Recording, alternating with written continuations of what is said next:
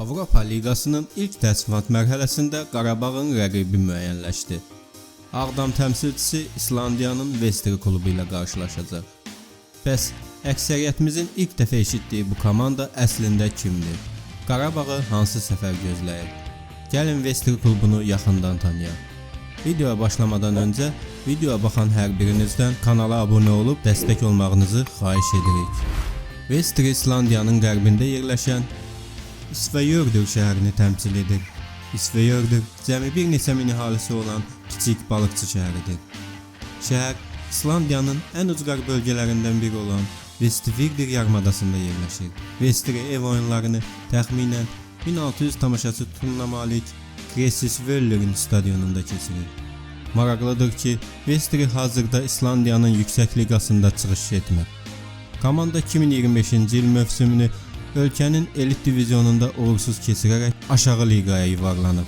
Buna baxmayaraq Vestri ölkə kubokunu qazandığı üçün Avropa Liqasına vəsiqə əldə edib.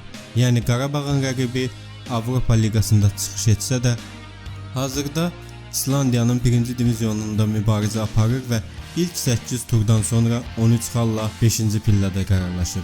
Vestri Avropada tanınmış klub olmasa da İslandiya futbolunun əsas xüsusiyyətlərini özündə cəmləşdirir. Komanda fiziki futbol oynayır, hava toplarında təhlükəlidir. Kağız üzərində Qarabağ cütün aşkar favoritidir.